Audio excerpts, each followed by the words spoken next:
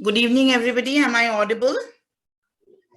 Yes, ma'am, you are. Yes, Oh, ma'am. Yes, good ma'am. evening. Yes, ma'am. Very nice to see you all for the class. And this is my Good evening, probably. ma'am. Good evening, everybody. Good evening. This will be my last class with all of you. So best of luck for the examinations for the year ahead. Now, as you, Thank you, ma'am. thank you. Welcome, Thank you, ma'am. most welcome. So as you said that you asked me to teach subaltern studies, that is a essay by Gyan Prakash. I will, because we have just 1.5 hour time. So I'll be highlighting some points of from the essay and let me see how I can clarify things. Now, as you know that the concept of subalternism started, as also Gyan Prakash has mentioned in his essay, Subaltern Studies as a Post-Colonial Criticism. And he has clearly said that subaltern studies as something of Marxism and something of post-structuralism. And it is a mixture of Gramsci's philosophy, Foucault's philosophy, and more. It is inspired or influenced by modern West and modern India. And it is of course something which talks of, which speaks of the subaltern class. So let me first ask you one question. What do you understand by subaltern class? Anybody of you? What do you understand by? Yes. Okay, ma'am, I would like to answer. Ma'am, according to my perception, subaltern class can be defined as a class which moves away from the central class. That means the white class. Not or white the privileged class, because no, white, you cannot say white class, because subaltern study as a whole started from it had a relationship with post-colonialism. And post-colonialism means that we have a class other than the ruling class. We have a class which is hegemonic class, isn't it? So he in Gyan Prakash has given example in his essay that, just a minute, I'm just interrupting the class, just a minute. हाँ बोलो. Card ले जा रहे petrol.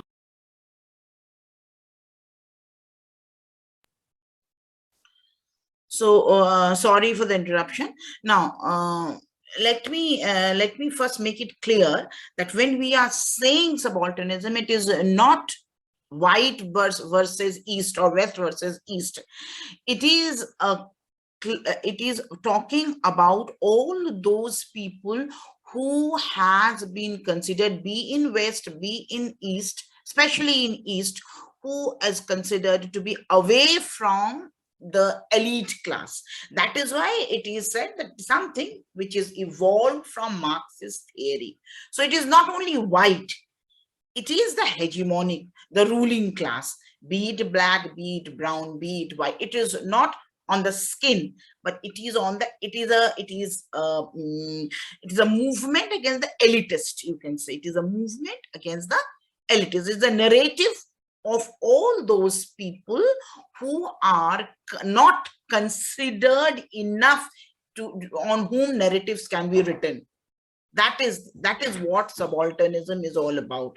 I think Okay, now you are, ma'am. you Thanks are, for correcting me, ma'am. yes, yes.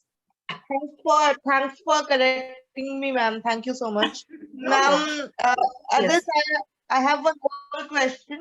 So, Mhm. what can be the difference between the subalterns and the marginals? Yes, it is. No, that is what I am going to explain. The subalterns and the Okay. marginals. The marginals are those who can be also, they are also included in that subaltern class. But subalterns started with a movement that started with the Patience movement in India, that the Patients are considered, suppose he is, Gyan Prakash has given the example of Chauri Chaura movement. Now, he has said that when we relate Chauri Chaura movement, we talk of all those political people who were in the front. But what about those people? I think you know from where Chauri Chaura started, the cause of Chauri Chaura movement. Yes, Any yes, one ma'am. of you? What was the cause of Chauri Chaura movement? The quit, the nahi, uh, disobedience movement, No, ma'am. no, no. Chauri Chaura The movement, why it disobedience. started? Now, there Ma'am, was because individual, Gandhiji, ma'am, because there was, Gandhiji instructed his followers uh, not to use violence, but some of his followers, they burnt a few bogies of a train and they looted. that is the event, but why the movement was going on? Non-cooperation Actually, something. yes, yes, beta. I Yes. was just saying, a non-cooperation movement mean the people who were not following Mahatma Gandhi. So something Actually, here. the movement originated from the plantation of indigo. Indigo was being planted, and indigo is a type of crop which completely devastated the fields. So the Indian farmers, the Indian peasants, they revolted. So when we speak of this movement, we usually neglect the main cause. As you see, you don't know the main cause. So that is the neglect of the main cause, the neglect from the root cause. Because on the entire history, that is what subalternism is. To reform, to rewrite the history from the scenario, or from the to write a new narrative. Subalternism is writing a new narrative, to create a new story, or not only a story, a tradition that till now which has not been told, to tell something which has not been told. As Chakravarti here, Gyan Prakash has himself quoted in this essay, that it is not possible to simply walk out of deep collusion between history and modernizing narratives. Now, what is this modernizing narratives? The modernizing narrative is that you cannot neglect history, but you have to sort out from history what is the main story, which includes not only the elitist class, not only the leaders, but the ground level people also. It is the story of, we have to rewrite the story of the ground level people. We have to write about the marginalized, that the question that you said, that what is the difference between marginalized and subalterns? Subalterns are the weaklings. It is the marginalized are those people who may be marginalized, but they are not weaklings. But subalterns are always weaklings. Their story are never narrated. That is what here Gyan Prakash is talking about. Now, he has also given example of Shahid Amin's story, who has a retelling of 1922 event. And here he says that, that subaltern is the criminals of Chauri Chaura. He has said that when we speak of, now, as you said, that they violated the non-cooperation movement, they didn't follow the non-cooperation movement. Now, while writing this story, while retelling this story, we are somehow neglecting the emotions of all those poor people who were directly influenced by the elitist ruling, who are directly influenced by the rules of the government. So we, in a way, in talking about satyagraha, while talking about non-violence, when we are criticizing Chauri Chaura movement, or when we are criminalizing those people who had violated non-violence, we are somehow telling the story only from the elitist point of view. That is what is the problem.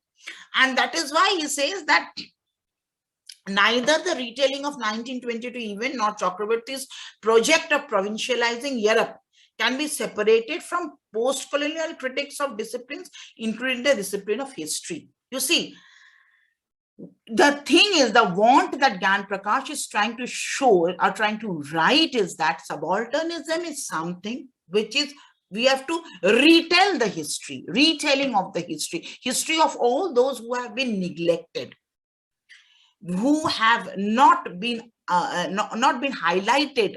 The stories, their little joys, their little revolts have to be given importance. We cannot neglect them, because society is not only the history cannot and does not include these people. And if the history is not including these people, it is required to rewrite the history. That is why I said that it started with deconstruction of history. That is what here Gyan Prakash is trying to say. Yes. Ma'am, is it about seeing the history in one face, like visualizing the history through one perspective? Yes, we have visualized. Yes, we have visualized history from one angle, from the elitist angle. We have to visualize the history from many angles. That is why Gyan Prakash has talked of Foucault, Gyan Prakash has talked of Rona Barthes, Gyan Prakash has talked of course, Gramsci, he will talk, because subalternism evolved from there only. So these people who has always talked of the reading of the text, again going to Rona Barthes, reading of the text. So reading and close reading of the text is required. And when you are close reading the text or close reading the history, you will find that the contribution of this subaltern class is neglected, be it purposefully, be it not purposefully, be it consciously or unconsciously. Yes. Yes. Sorry, ma'am, I interrupted you. No problem. Somehow I think that I remember the theory of dialogism of Dostoevsky, while you said that we need to read things from all the perspectives. So, but I'm not sure. Many voices. Dostoevsky is right. Dostoevsky has talked of many voices. Okay, so here also it is same.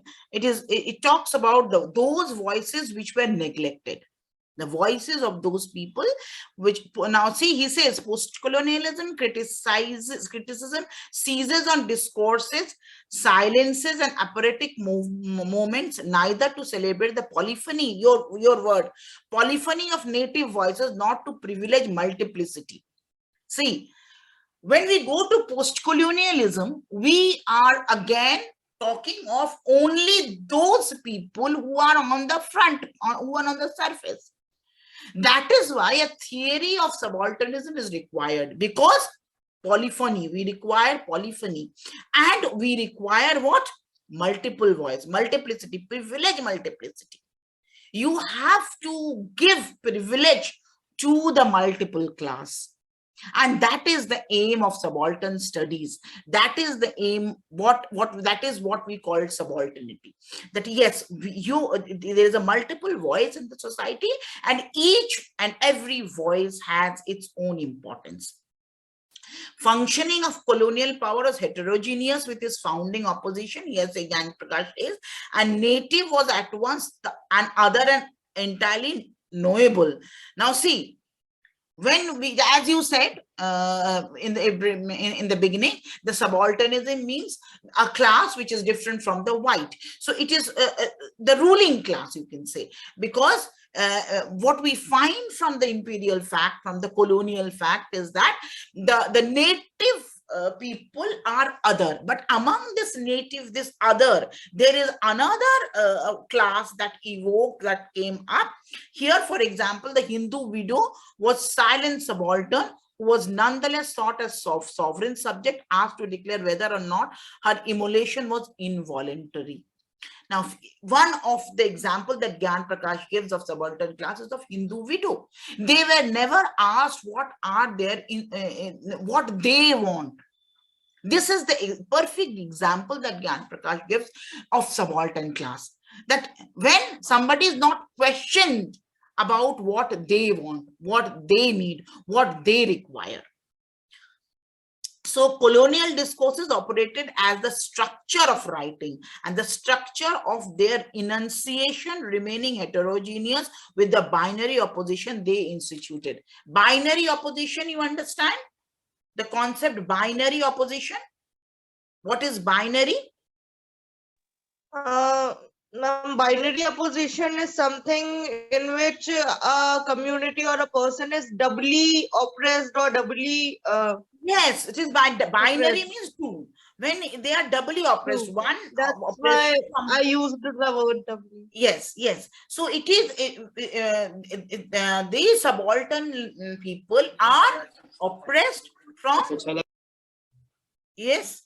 Anyone else is asking anything or saying, want to say something? Okay, so the perspective on history and the position within it that post-colonial critic occupies keeps an eye on both the condition of historical knowledge and the possibility of its re-inscription.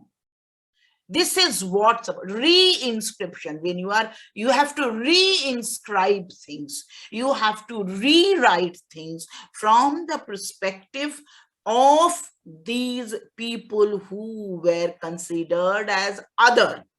Now, this is the subaltern story, the story of the other. That is what Gyan Prakash is trying to show or trying to write in this essay. And for this, he has given, and specifically, he has talked about Marxism, he has talked about deconstruction, and he says that these are the influencing facts which brought about Ranjan Guha's book. Ranjan Guha was the first person to talk about subalternism, about subaltern thought, about subaltern. And here, this essay is particularly describing, about, not Ranjan, Ranjit Guha. Ranjit Guha's book on subalternism, and he step by step he explains how Ranjit Guha has explained and talked of what is the need of the hour, and why it is necessary to talk about this class. And the book that Ranjit Guha has wrote, the name of this book is The Rule of Property for Bengal, written in 1963. That is by Ranjit Guha, A Rule of Property. It is written in the essay. And this essay, in this essay, Gyan Prakash is evaluating this Ranjit Guha's book, The Rule of Property for Bengal, written in 1963. And then he in this book, what is subaltern studies, Janjit Guha has gone step by step writing about what is actually subaltern studies he meant by, and what is subaltern studies, what are the concerns of this subaltern studies. And he says that rule of property, Guha edited first 6 subaltern studies volume, and it is in 6 subaltern studies volume, and it was published by a rotating 2-member editorial team. And Guha continues, however, to publish subaltern studies now under an expanded and reconstituted editorial collective. So it is a complete book on, I think you should read if you get time, or you can read this book, A Rule of Property for Bengal, 1963. Now, then he step by step, this essay also tells you how to criticize a certain book, how to summarize the main essence of a book, because he starts his essay. After the introduction, while describing the book, he says the establishment of subaltern studies was aimed to promote, as in the preface of Guha, it is written, the study and discussion of subalternist theme in South Asian studies. So it is very, very clear that subaltern studies emerged as a study on the South Asian people. And it draws from the word, as you all know, I think all of you know, that Antonio Gramsci use this word subaltern for the first time in terms of all those class, caste, creed, gender, and language, and who are being dominated by the center force. There is a center force in all society, and this center force tries to dominate all other people, and that is what is a matter of concern for the subaltern studies, that the center force is trying to dominate the entire state or the entire society with its own laws, with its own rules, with its own disciplines. Now, this is what is this? This makes the other people of the society other. A feeling of otherness is derived by this type of system, which the subalternism opposes, which the subalternism highlights, which subaltern studies talks about. Okay, are you? Am I clear? Yes, ma'am. Is it clear now? Okay. Yes, ma'am.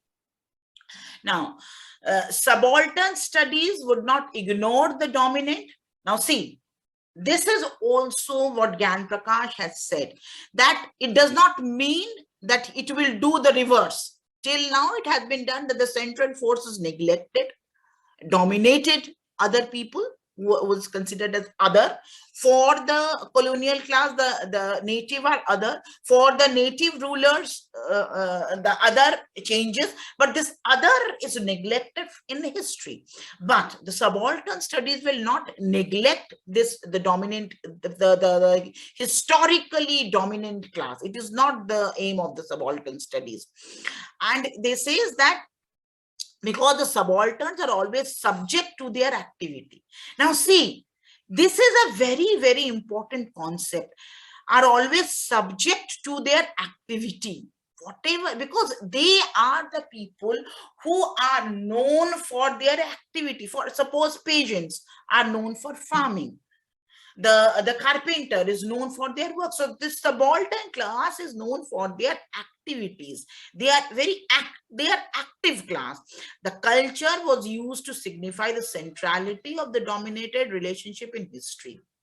So the relationship of the dominating class with this class is what the subject matter of this subaltern studies. Guha suggested that while subaltern studies would not ignore the dominant, because the subalterns are always subject to their activity, its aim was to rectify the elitist. This is very, very important line. If you have the text with you, you can underline this.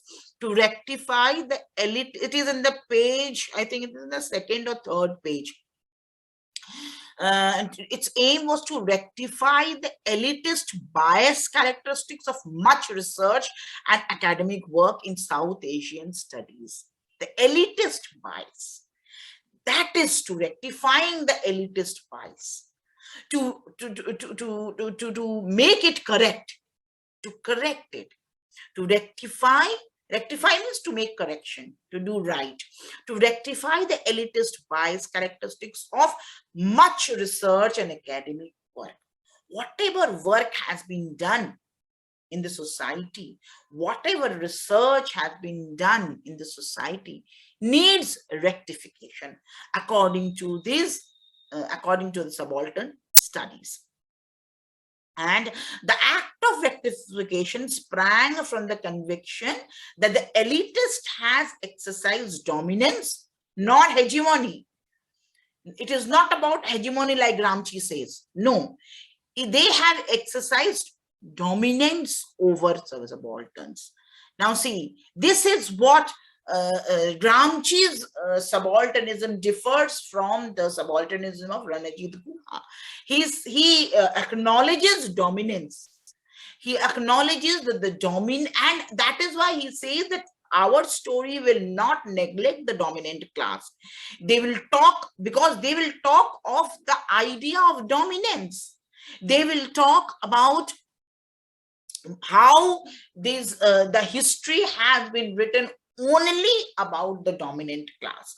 So this is what a reflection of this belief was Guha's argument, that the subaltern had acted in history on their own, that is independently of the elite, and their politics constituted an autonomous domain. Now see, this is a very, very strong suggestion of Ranajit Guha, and this you must all know that from where subalternism sprung up. This is that he says that these people have the history on their own. They have their own history. They are not required to borrow history from others. They have their own history, and that is independently of the elite. They don't require the elite for writing their history. Their politics constituted an autonomous domain. Autonomous, you understand, which is complete in itself. Autonomous domain, which is powerful in itself. For it's neither originated from elite politics nor its existence depend on the later. See, this, it says that these people who are considered as other is perfect in itself. They have their own history. They are not dependent on the elitist class because they are autonomous and they have their own politics. Their politics originated not from the elite politics. They are original in itself. So this is the ethos. This is what Ranajit Guha believed, and this is what subaltern study is all about according to Gyan Prakash, because he has categorically highlighted Ranajit Guha's book in his essay. Are you following? Am I clear? Yes, ma'am. Yes, ma'am. Okay, okay. Yes, ma'am.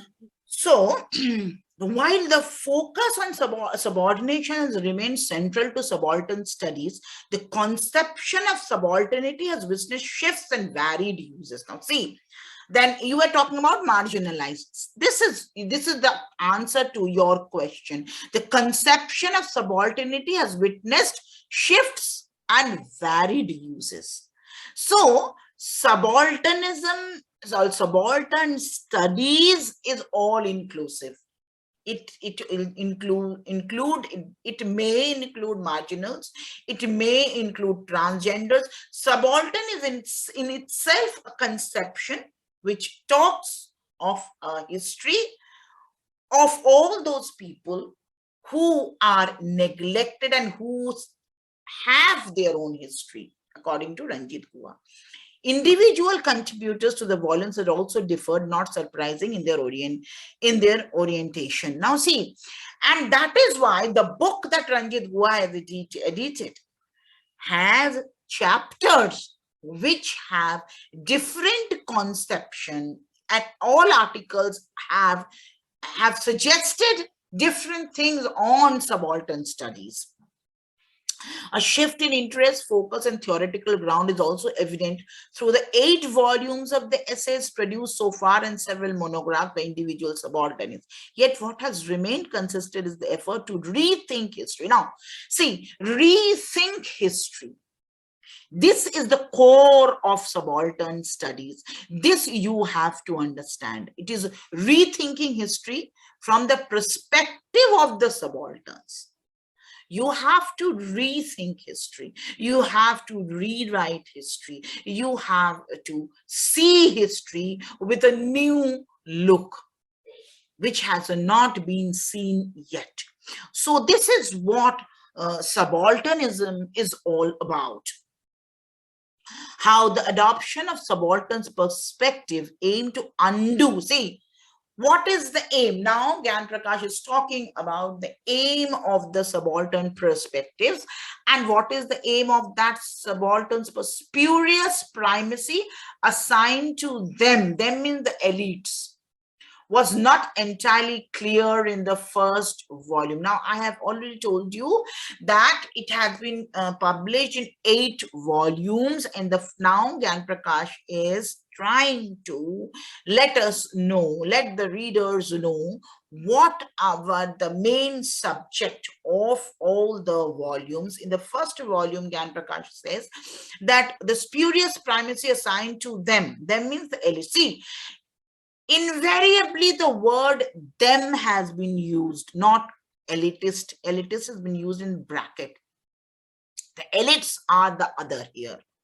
For the subaltern studies, it becomes topsy-turvy, because for the elites, the other was the subaltern people. Now, so when we are rethinking history, while we are rethinking history, elites become the other. So it is them.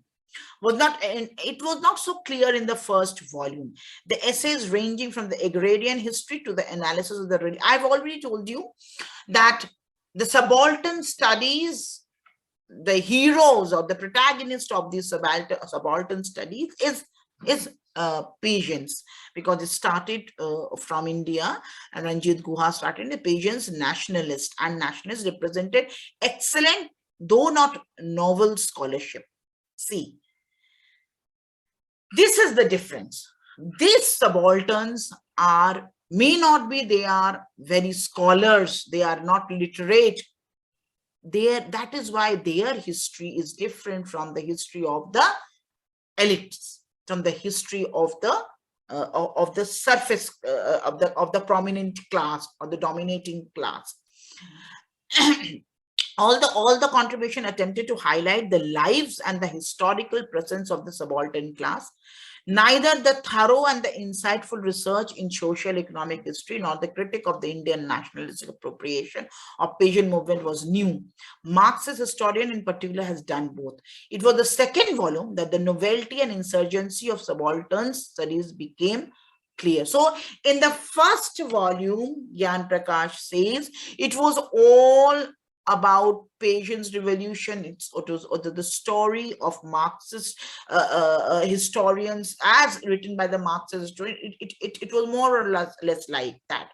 But when we come to the second volume, the main objective of subaltern studies becomes more clear, more relevant, more it has been clarified more in the second volume.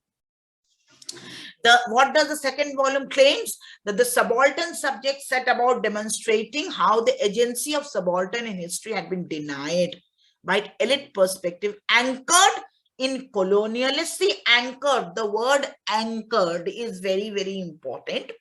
Colonialist, nationalist, or a Marxist narratives. So what are the narratives that we find in our generally? The general prominent narratives are the colonialist narrative, the nationalist narrative, and the Marxist narrative, which has altogether denied the voice of the subalterns. And this is what is dealt in the second volume of the book. These narratives are sought to represent the subaltern's consciousness and activity according to the scheme that encoded elite dominance. It talks of elite dominance. All these movements, the nationalist movement, the colonial movement, the Marxist movement. And says Guha, what says? The peasant rebel merely as an empirical person or member of a class, but not as an entity whose will and reason constituted the praxis called rebellion.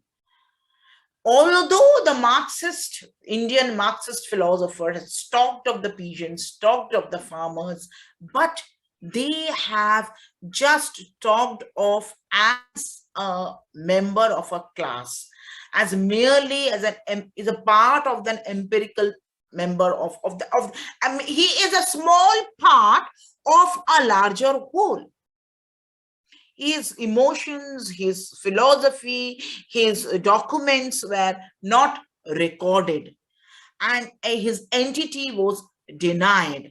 And so here in this volume, Janjit Guha plans to, or shows the stories of these neglected class. Now they say the historians have now Gyan Prakash says that Ranjit Guha refers in this second volume that historian has tried to show the spontaneous eruptions, the breakout, the thunderstorm, all these things they have tried to show. But this insurgency, you understand, to rebel against government, insurgency is regarded as external to the present consciousness. Cause is made to stand in a phantom surrogate for reason, the logic of consciousness. Now, this is what is important. See the line, read, if you have the text, you read this line. Is regarded as external to the patient's consciousness. Ma'am, can you please tell me the page number? Because I'm not getting that line. You are not getting that line. The page number. 1477 or ma'am 1478. 1478. 78. Okay, thank you, ma'am. Last part of 1478. See, either was insurgency is regarded as external. It is something which is external to the patient's consciousness. Now see, patients or farmers' consciousness had no importance for the elitist historian. That is the concern of Ranjit Guha. That is what he is trying to highlight in his edited books. How did historiography develop this blind spot? Guha asked. Now, he says this is a blind spot because you are talking about these patients, but the concern, the problem of these farmers are dealt as something external. Now, this is what is the concern. Prose of counter-insurgency offers a methodological tour de force and a perspective reading of historical writings on Persians and insurgency in colonial India. Now he says that the requirement is to talk of these patients, to talk of their insurgency, to talk of their consciousness, which has been neglected till date. Describing these writing as counter-insurgent text. See, this writing has been described as counter-insurgent text. Guha begins by distinguishing three types of discourse: primary, secondary, tertiary. He says that the discourses are of three types: primary, secondary,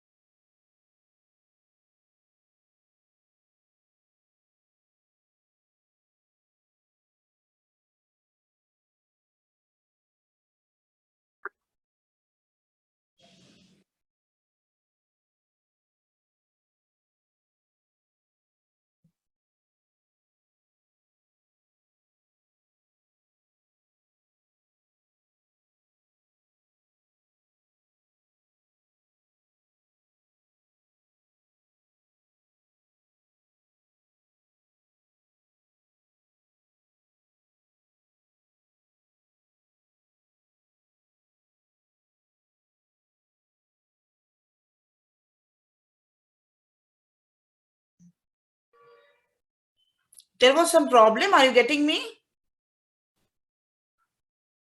Hello? Yes, ma'am. Ma'am, we can hear you. I was disconnected. I don't know why. Okay. I don't know where from. I will catch up again. So Guha talks of three types of discourses. I think I was teaching this. Did you get me?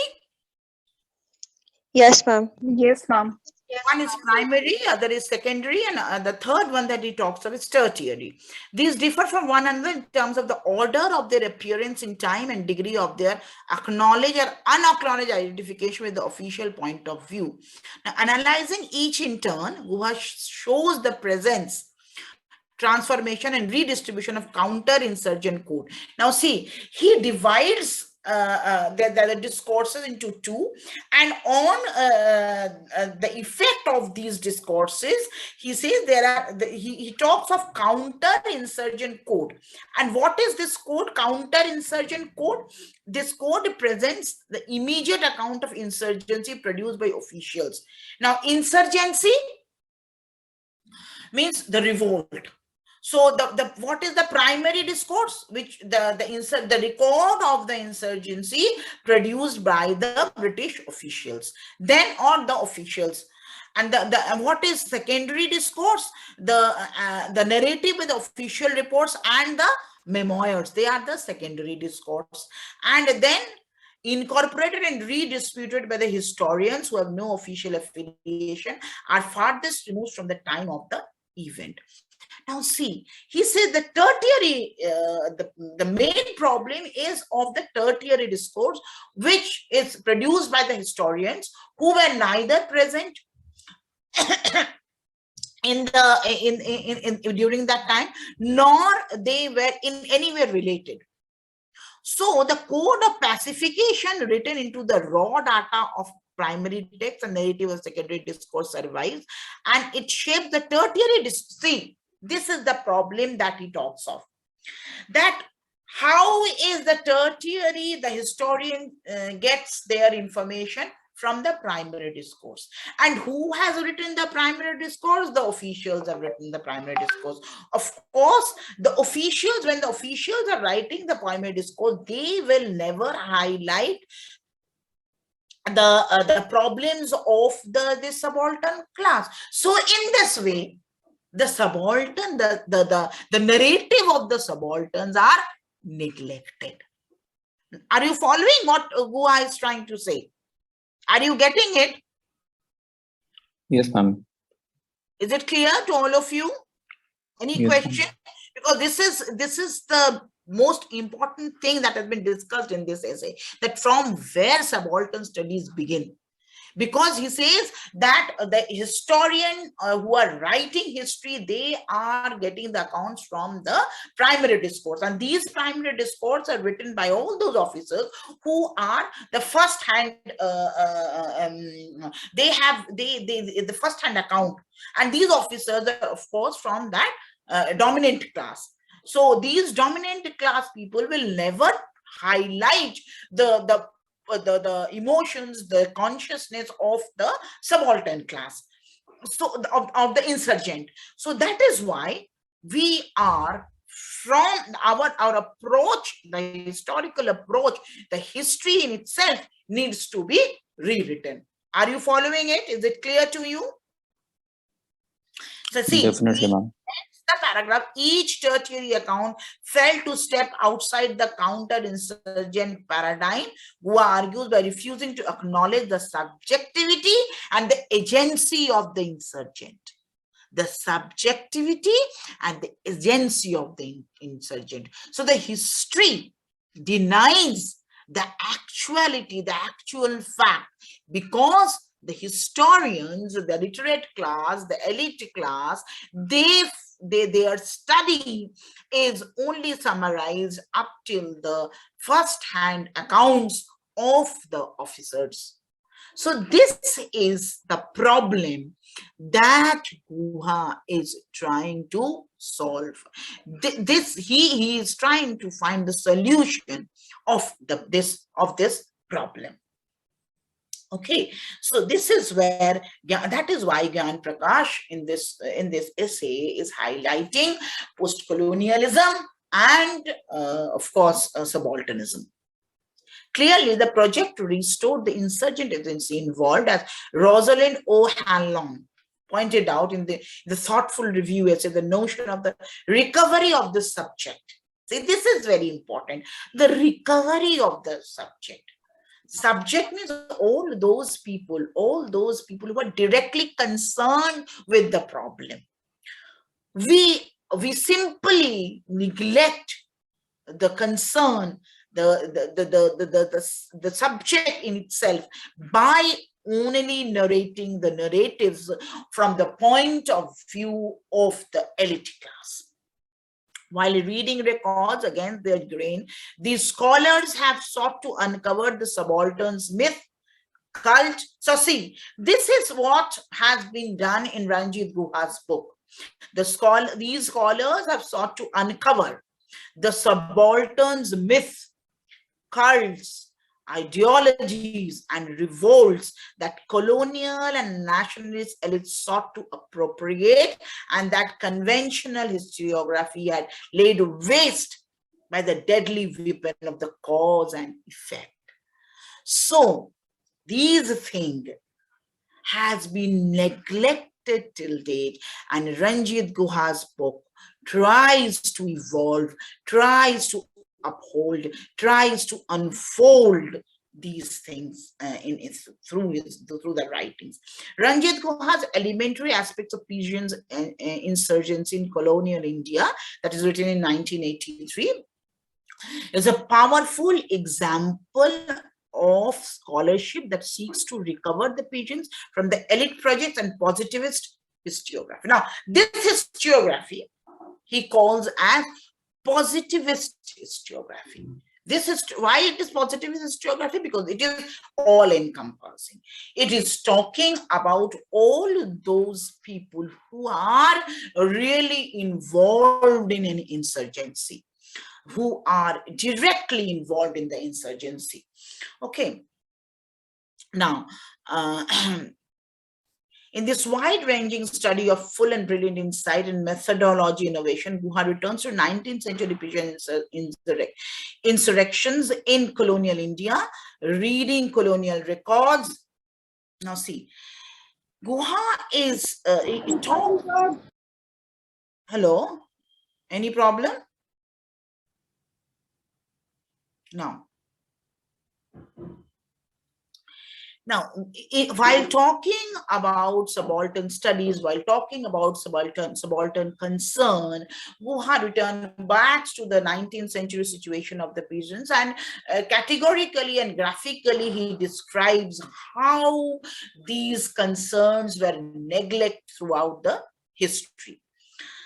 So we come to now talk about what Gyan Prakash is trying to say of history.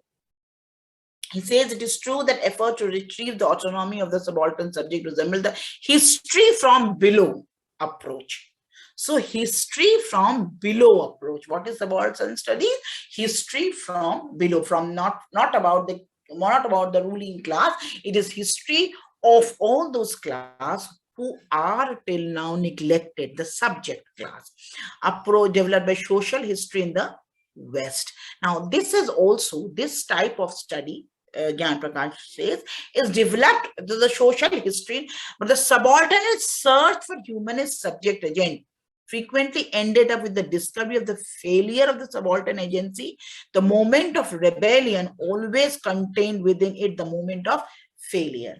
Now, this is also a fact which Gyan Prakash here is trying to say, that when we are motivated from the social history, the Western social history, we are also trying to show that the moment of the subaltern history is also the moment of failure. It is always the failure of revolution that we talk about. The desire to recover the subaltern's autonomy was repeatedly frustrated because subalternity, by definition, signified the impossibility of autonomy. See, this is a main matter of concern. It is because it is the story of not the ruling class. It is not, be it Russian Revolution, be it French Revolution, we talk only about the leaders. For example, this is my example that I'm trying to give you, that we only talk about, while talking about Roland Barthes, while talking about Dostoevsky, I had referred to one novel, Animal Farm.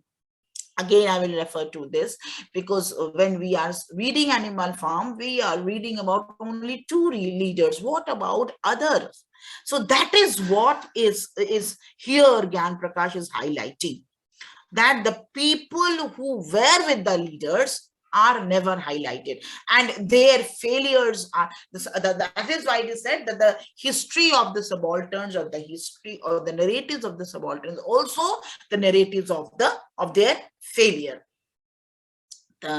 And see, desire to recover the subaltern autonomy was repeatedly frustrating. That is why it is very frustrating, because it's the story of the failures. And he says that by definition signified the impossibility of autonomy. Subaltern rebellion only offered the fleeting moments of defiance, a night time of love, not lifetime of love.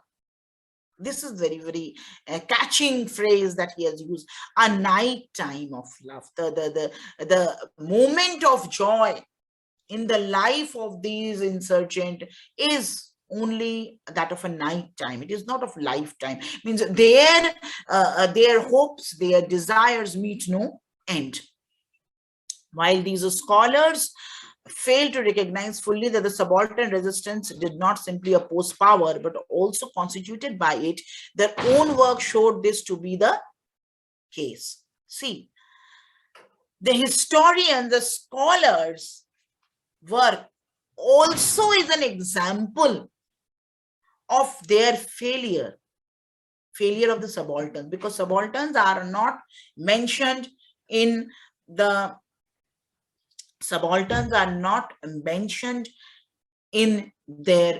in any book of history. So it is not only the failure of the revolt, but it is also, this is what binary, they are doubly deprived in their history.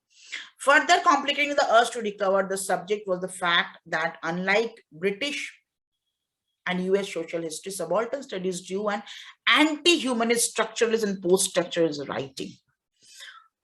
So it is also considered that the subaltern studies consider itself as anti-humanist. Why anti-humanist? Because of their failure, because there is no the people who are involved in this insurgency, in these stories, they are never considered as human beings. We don't have their stories, we don't have their narratives, we don't consider them as somebody who can have their own narrative. So anti-humanist. Ranjit Guha's deft reading of colonial records in particular drew explicitly. Now see, I've told you that Ranjit Guha has been, because Gyan Prakash has in this essay has tried to show that who are the philosophers who has influenced Guha while writing books, to write books on this subaltern concern. They are, of course, Strauss, Roman Jakobson, Roland Barthes, and Michael Foucault. The reliance on such theories and the emphasis on textual reading arose from Deepesh Chakravarti's point out the absence of workers' diaries and other such sources available to British historians. Now see, this is also very, very important, that Ranjit Guha felt that nobody spoke about these workers. There is no spokesperson of these workers, and these spokespersons who have spoke about these workers, they have always talked about their failures. The individuals' dreams, individual aspirations, individual emotions have never been highlighted. They have been shown in the history as a crowd. That is where Ranjit Guha's objection is. Indian peasants had left no sources, no documents from which their own voice could be retrieved. They don't have their own voice. They cannot speak out. They see, subaltern can speak. Have you heard this essay name of Gayatri Spivak? Can subaltern speak? That's a very, very famous essay. Can subaltern speak? Have you heard of this? Anybody of you? Can subaltern? Yes, ma'am. Yes, This ma'am. is- We have In which, heard of. yes. can I speak, ma'am? Yes, yes.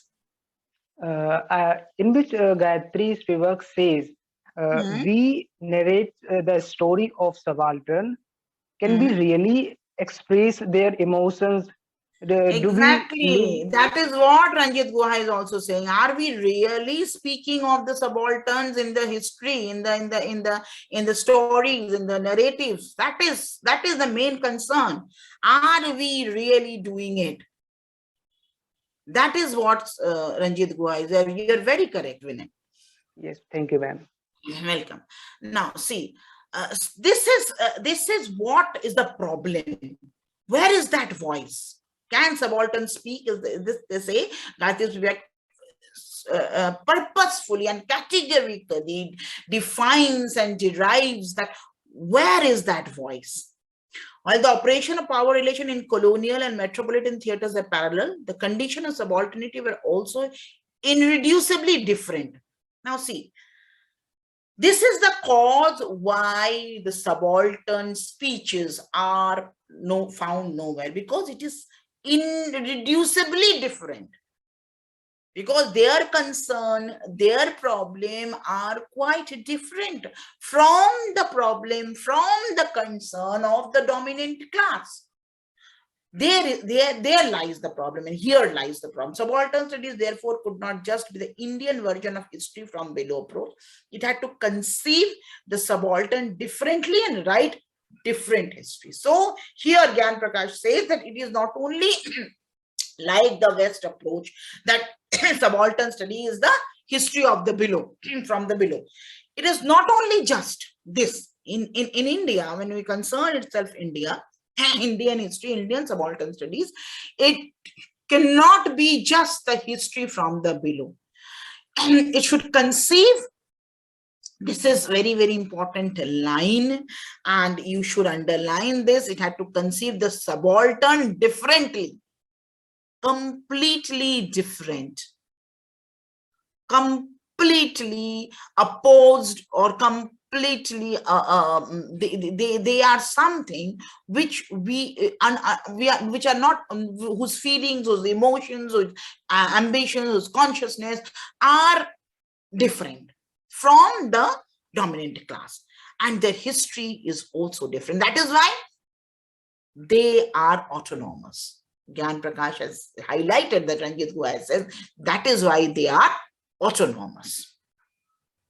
Okay, so this difference has grown in subsequent subaltern study volumes as the desired. Now see, now I have said that this is essays about Ranjit Guha's book, and Gyan Prakash is evaluating the volumes of Ranjit Guha's book.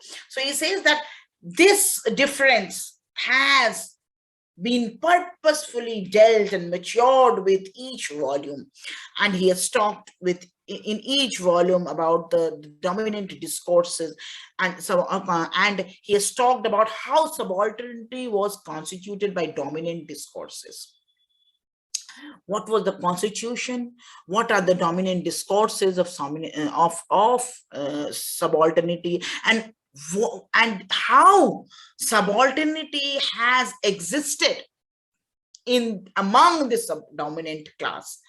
The tension between the recovery of subaltern as a subject outside and the elite discourse and the analysis of subalternity. See, underline this line in the page number 1480, the last portion. This is very, very important line. The tension between the recovery of the subaltern as a subject outside the elite discourse. This we have to recognize, and this should be recognized. That is the concern of Ranjit Guha, and that is the concern of subaltern studies, main concern of the subaltern studies, which has not been done properly yet. That outside the elite discourse, it is not a part of elite discourse. It is outside the elite discourse. It is foreign to elite discourse. And the analysis of subalternity as an effect of discursive system was present from the very beginning. The analysis of subalternity as an effect of discursive systems. So whatever discursive system we have, the subalternity is the effect of that. This is very, very important. The dominance of things and subalternity is against, has evoked or evolved as something which is against this discursive system. It is the child of, which has come out as something which is an effect of these discursive system. It also continues to characterize subaltern studies scholarship today, as Florencia Malone notes in her essay in The Issue of the AHR, recent volume, however, pay greater attention to. Now, subaltern study. So the attention paid to what he is trying to show, Gyan Prakash, in this essay, is that Nation and its Fragments, and he talks of another essay, Nation and its by Partho Chatterjee, Nationalist Thought and the Colonial World.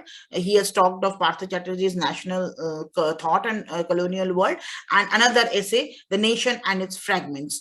Both these essays, he says that Partho Chatterjee talks how the nation was first imagined in the cultural domain and then readied for political contest by an elite that normalized various subaltern aspirations for community and agency in drive to create a modern nation state. Now see, Partho Chatterjee, in talking about the development of nation, in how the nationalistic movement formed, and how this passive revolution that Gramsci talks about in relation to Gramsci's passive revolution, he says that the mass revolution that appropriated the agency of the common people, and Partho Chakravarti gives a recognition to this mass revolution in both this essay, that it is not the doing of only a handful of leaders. Partho Chakravarti in his essay gives due recognition to the mass movement, to the contribution of the mass movement, because he says the nation and its fragments. To theme appropriation and subalternity, sketching how the nation was first imagined in cultural domain and then readied for political contest by. Now see, he says, Partho Chakravarti, that this entire conception of nation is the conception of the elitist class. And this class has imagined an imaginary world where this subaltern lot, where this main lot, this mass who contributed in making this nation, has been categorically neglected. This is the concern of the subaltern studies, which according to Partho Chatterjee is also very, very important to look at. And Gyan Prakash has talked of all those historians, all this purposefully in this essay, in order to tell, in order to unfold the subaltern thought. What is subaltern studies? And that is why he's mentioning these people, in order to let the readers know the ethos of the core of the subaltern studies.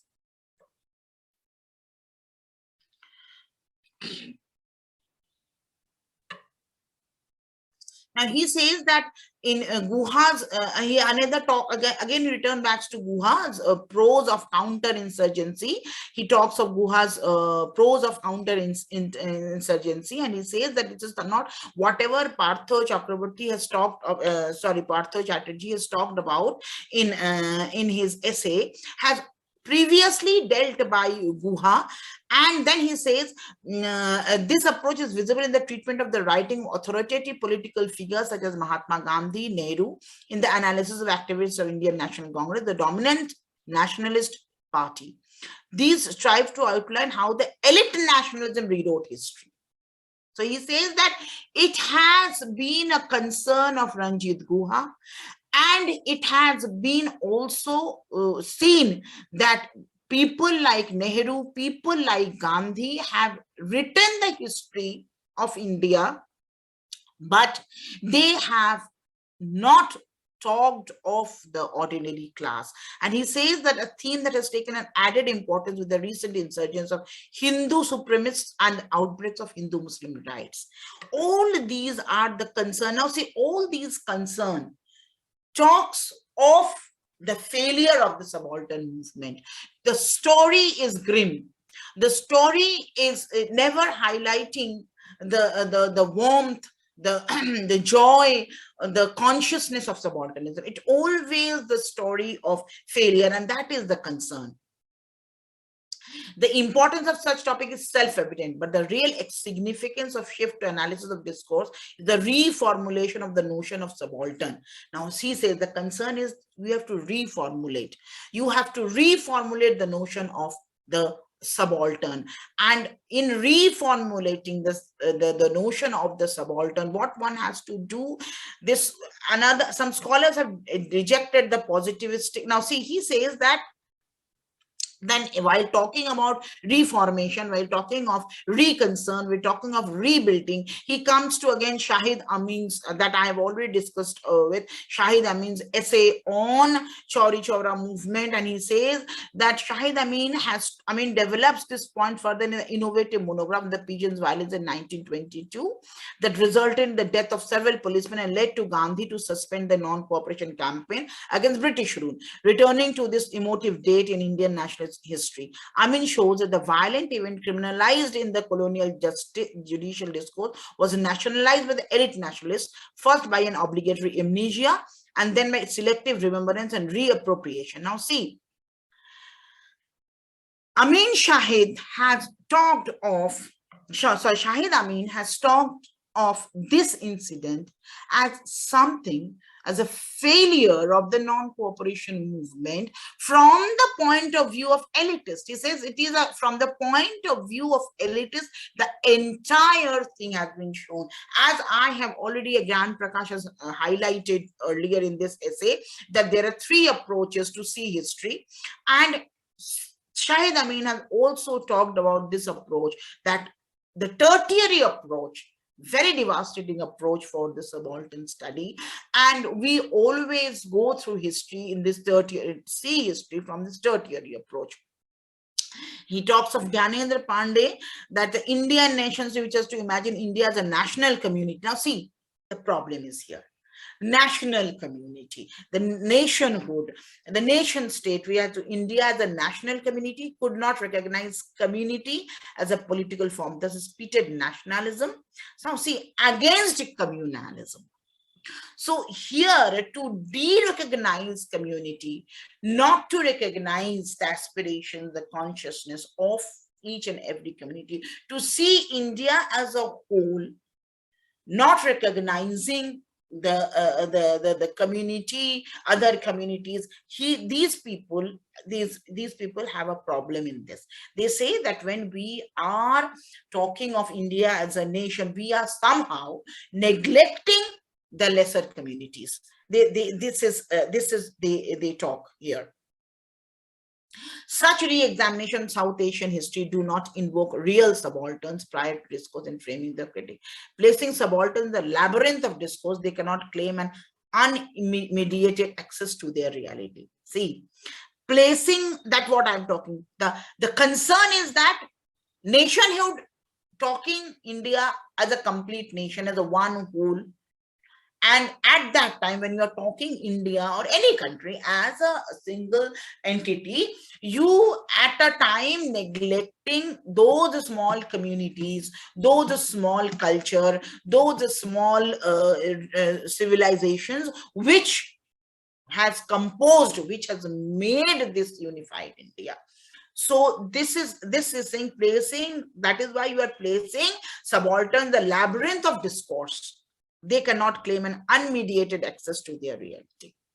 So the reality is neglected. That is the concern. That interpreting 92 to 22 pigeons violence, I mean, identifies the subordinate presence and effect in the discourse. So is an effect in the discourse. It says that this subaltern discourse has been continuously neglected, has been continuously and categorically and primarily neglected.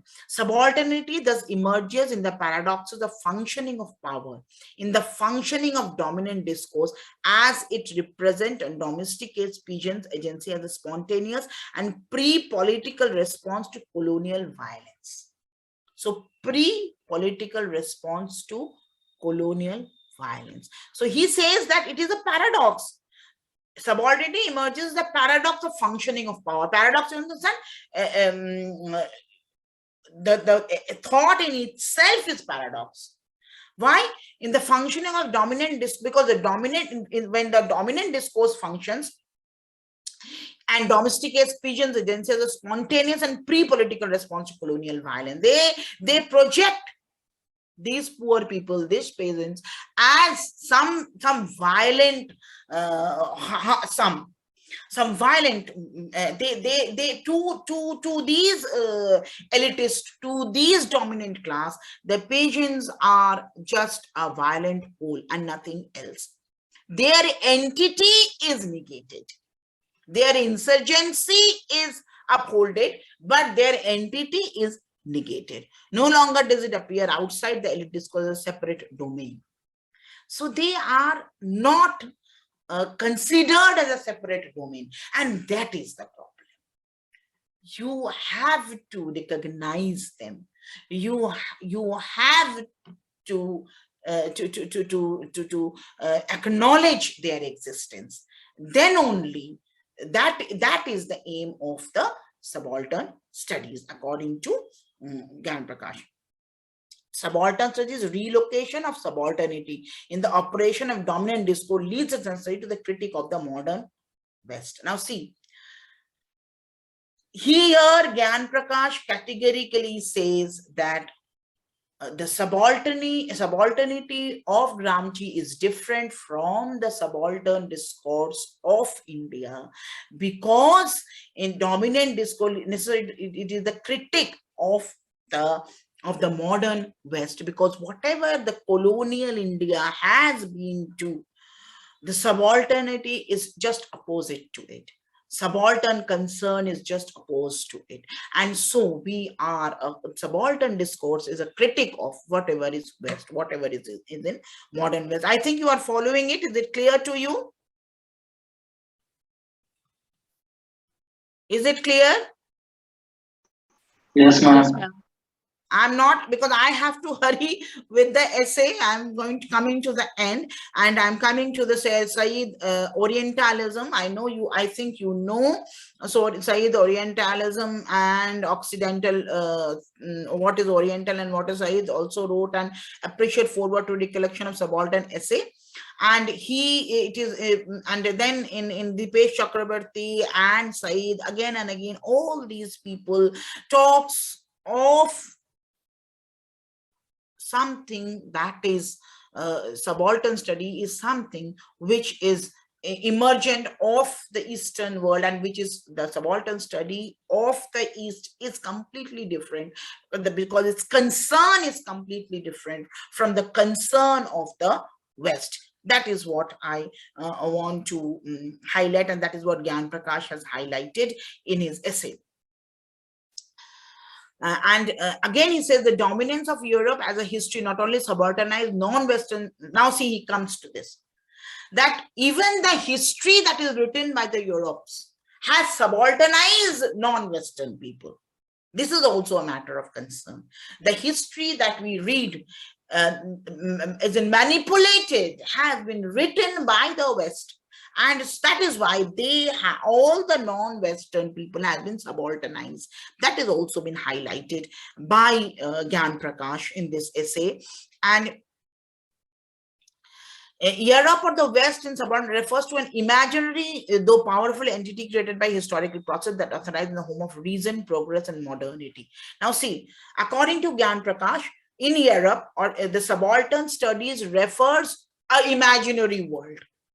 And what is that imaginary world? The imaginary world is based on reason, on progress, on modernity. And Chakraborty in her essay says that it is provincialization of Europe.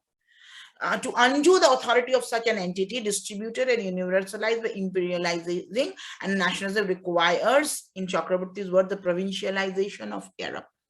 You have to learn, influence you when you are learning or influencing by the subaltern thoughts of Gramsci, the word subaltern from Gramsci, but at the same time you have to provincialize it, contextualize it, and while contextualizing it, while provincializing it, we Indians find it something that is a critic of the West. Are you following? Although we are influenced by the subaltern thoughts of the Europe, but the European subalternism is completely different from the Indian thought of subaltern. So this move is a familiar one from post-colonial criticism, should not be confused with the approaches that insist simply on social construction of knowledge and identities. It delves in the history of colonialism, not only to document its record of domination, but also to identify its failures, silences, impasses, not only to chronicle the career of dominant discourse, but to track those subaltern positions that could be properly recognized and named only normal. And now see, now he compares post-colonialism and subaltern, how they are engaged with how they are linked with each other. He says that the post-colonial criticism should not be confused with approaches, because he says that post-colonial criticism also talks of all these things, also talks of history of colonialism, and they also document the record of domination, but they are not tracking the subaltern position. This is where post-colonial thought and subaltern thought, or subaltern thought process and post-colonial theory, is different from each other. Post-colonialism is recording the dominance of the British. Post-colonialism is recording the problems, but they are not tracking the subaltern concern, the subaltern position. It is the subaltern studies who